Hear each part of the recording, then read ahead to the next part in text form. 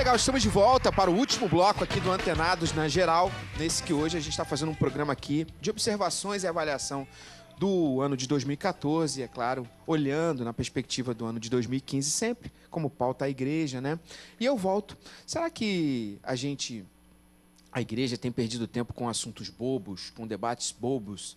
Ou talvez assuntos importantes, mas talvez uma gama de tempo muito grande de assuntos de pequena relevância no reino de Deus e assuntos muito importantes têm sido deixados de lado? Será que essa é uma avaliação? Interessante que no passado, né, dizem que discutiram muitos anos quantos anjos cabiam na cabeça de uma agulha, né? E gastou, foi uma discussão teológica, né? Quantos anjos cabem na cabeça de uma agulha? De um alfinete, uma agulha, né? E gastou-se muito tempo discutindo isso. E a gente ri dessas coisas que aconteceram no passado, né, de âmbito teológico, e acaba caindo na mesma, né? A minha igreja é uma igreja congregacional, né? O regime é igual ao da Igreja Batista. E interessante, você vai fazer uma reunião, muitas das vezes... Não me fala de regime nessa hora, porque eu já estou de dieta. O regime. Você vai fazer uma assembleia de membros, né? Dependendo da igreja, dependendo do momento, né? Então é tanta gente querendo falar tanta coisa, e às vezes uma reunião pode demorar horas. Os concílios, né, para se definir, mudar uma vírgula, tá, no regimento. Olha como se gasta tempo. E realmente o ID, né, a gente vem pensando, interessante, está sendo muito bom até esse diálogo aqui, porque nesses dias a gente vem conversando na igreja, com a liderança, exatamente sobre o ID de Jesus. Até o tema, né, do próximo ano, o foco está em salvação, pregar o evangelho, realmente porque a gente vai se importando com tanta coisa e o foco, às vezes, acaba sendo perdido, né? Então, pregar o evangelho, né, é a missão, é o que justifica nós estarmos vivos aqui ainda. Jesus, ele orou, né, na oração sacerdotal: Pai, eu não peço só por este, mas eu peço por aqueles que pela tua palavra hão de crer em mim. Ou seja, somos nós. Jesus orou por nós e nós estamos... O lado azul e cinza vai se manifestar. Você já viu que o lado azul e cinza está se manifestando bastante? Olha lá, o lado azul e cinza com a palavra o bispo. Uma preocupação de Deus é: a quem enviarei? Uma preocupação de Deus. Preocupação minha hoje, dos pastores: quem enviaremos? A quem enviaremos? Você vai pregar num culto de jovem, enquanto estão os hinos lá, estão lá, tudo lá. Na hora da palavra sai um êxodo. São os futuros pregadores que não estão dando ouvido à palavra de Deus. Infelizmente, essa é uma realidade. Agora, quanto à missão, que ele ia voltar comigo ali, não voltou? Eu vou Verdade, perdão, bispo Joel. É que ele ficou se iniciando com break. Eu sou da seguinte visão: há um chamado, nem todos são chamados para missões. Não adianta inventar. Você pegar um cara ali, uma mulher, e botar para missão, você pode até se aborrecer e perder aquela alma. Tem que ter um chamado de missões. A não ser o caso que Deus manda você, num caso como aquela menina que foi prisioneira de Naamã, e lá na Síria evangelizou Naamã. Se o pregador dissesse, se o pastor dissesse para ela: vai para a Síria pregar lá, nada. Então, Deus deixou ela ser prisioneira para chegar lá e ela, então, evangelizar. Tem pessoas que vão ser assim: vai no hospital, eu não vou nada. Então, Deus já bate ele, e lá no hospital será um grande evangelista, vai falar de Jesus para todo mundo, e depois vai entender: caramba, precisou Deus me pesar a mão para me estar aqui. Tem pessoas que vai funcionar assim, outros não, são chamados, como o apóstolo Paulo.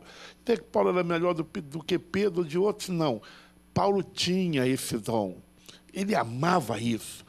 Porque o cara apanhou, o cara foi prisioneiro, mas ele ia e foi viajando, está dentro dele, Então, o cara nas cadeias, ele gerou Onésimo, né? Isso, preso. Justamente. Gerei então, Onésimo. Se não há um chamado ali, você pode perder aquela alma. Deixa ela ali onde perto de você olhar ela.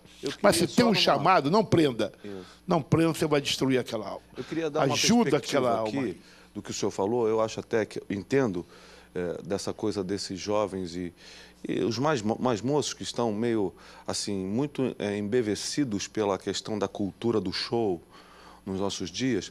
Mas eu queria dar um testemunho pessoal do que Deus está fazendo na nossa pequena congregação. Os jovens estão completamente apaixonados pelo Senhor, pela palavra, buscando a Deus, orando, os adolescentes, as crianças. Está havendo, e eu estou querendo dizer isso, assim, está havendo uma mudança nos ares da Igreja de Jesus no Brasil. Para mim, Lincoln, isso é muito nítido. Deus está chamando o seu povo de volta. É claro que nem todo mundo está ouvindo isso, porque acaba sendo seduzido por um cintilar ou um silvo da serpente dos nossos dias, que está oferecendo muitas coisas que aparentemente são muito boas. Não é? Como eu estava falando aqui no break, na hora que o Lincoln estava lanchando, estava assim... Quem nos assiste acha até que eu estava lanchando. A questão é a seguinte, enquanto ele estava lanchando, a gente estava falando o seguinte: há uma proposta na Bíblia de alguém que chegou para outro alguém e disse assim: tudo isso te darei se prostrado me adorares. E tem muita gente achando que essa é a proposta do Cristo para nós. Na verdade, essa é a proposta do Satanás.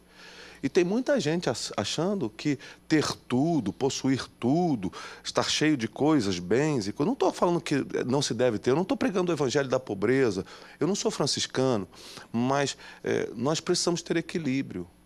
Ter equilíbrio. A Bíblia diz que aqueles que desejam ficar ricos caem em ciladas. E a nossa igreja dos nossos dias está sendo enlaçada por uma mentalidade que é da sociedade dos homens, vamos chamar assim, mas não deve ser o paradigma da Igreja de Cristo. Então, nós precisamos mudar isso. Mas eu quero dar o testemunho de que tenho visto isso em muitos lugares no Brasil. Deus está chamando o seu povo de volta. A gente precisa só estar atento ao que Ele está chamando. Eu queria só dar uma colocaçãozinha com base na palavra do bispo, pelo seguinte: qual cristão que não foi chamado para poder pregar o evangelho? Não existe esse cristão. Todo cristão foi chamado para pregar o evangelho. Nós criamos um conceito dentro da congregação. Que ele falou da especificidade da missão. Não, calma, deixa eu terminar de falar, que aí você vai entender o que eu estou falando. Nós criamos um conceito dentro da igreja e demos o nome para esse conceito de missões. E missões e missionários. Então, nós terceirizamos, em alguns casos, nós terceirizamos a missão. E aí dizemos, esse grupo aqui, eles são os missionários e o resto são os cristãos comuns que você pode ver sua vida, você pode vir para o culto, você pode dar o seu dízimo e deixa que a gente paga, terceirizamos o trabalho deles lá e fazerem missões. Eu creio que missões... É o cristão cumprir o propósito de Deus para a vida dele, cumprir a sua vocação, cumprir o seu chamado, seja ele qual for. Eu de vez em quando, esses dias, eu estava numa igreja presbiteriana e aí só tinha as senhorinhas lá, né? E eu falei para a senhora, senhora, por que a senhora não faz missões? Porque eu estou me misturando, cara. Assim, eu estou me misturando, meu cara. Deus. E eu falei para a senhora entende o seu... Assim, né, criei um contexto. A senhora entende o seu grupo de crochê como um campo missionário?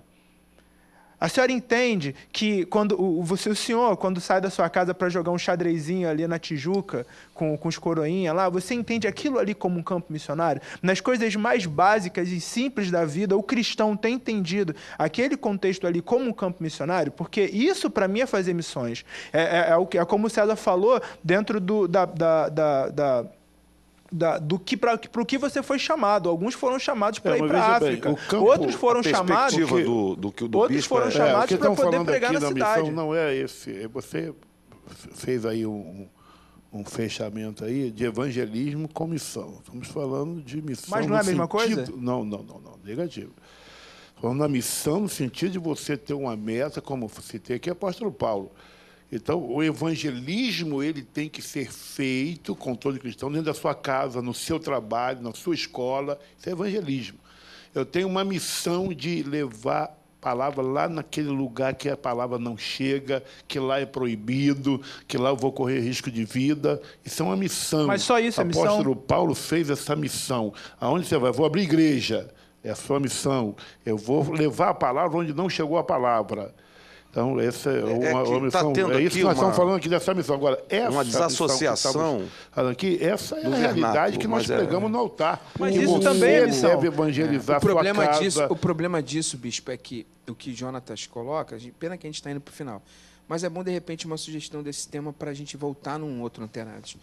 é que às vezes quando a gente separa, é muito claro quando o senhor coloca que existem missões que são específicas, mais longínquas, e a sua especificidade requer um preparo e um chamado específico. Isso foi entendido. O problema é que, às vezes, que essa separação faz com que alguns não se sintam como não se identifiquem com a vocação. ou convocados por um evangelismo doméstico. Aí ele acha que Ele passa a entender que aquilo não é missão. a Mas vida isso é uma dele- a vida dele pregação, que isso se é uma resume pregação, em isso é uma oração pregação e ir pra natural. igreja, culto de domingo. Isso é uma pregação natural nos nossos púlpitos. Esse evangelismo, não que é essa necessariamente. missão, bom, pelo menos eu faço sempre. Você já falou de Jesus para alguém na sua rua? Já falou de Jesus para alguém no seu O que trabalho? nós estamos Esse é um falando, evangelismo bispo, natural. mas o que nós estamos falando é o seguinte: é uma não missão é cotidiana. o programa de E é tão falar de missionário Jesus. O cara não quanto. precisa ser É um obreiro nem missionário nada quanto. para fazer isso. Isso aí entra o cristianismo. Você é seguidor de Jesus, está fazendo o quê? Então está semeando? Não, então está errado. Então, assim, bispo, eu penso assim, nas expressões, a gente pode levar o nosso povo a uma ideia meio dualista do processo.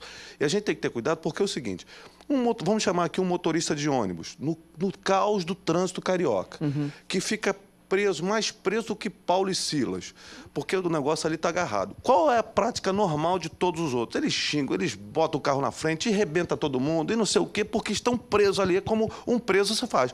Agora vai um cristão, como é que ele vai agir? Ele vai reagir adorando a Deus, está na prisão do engarrafamento.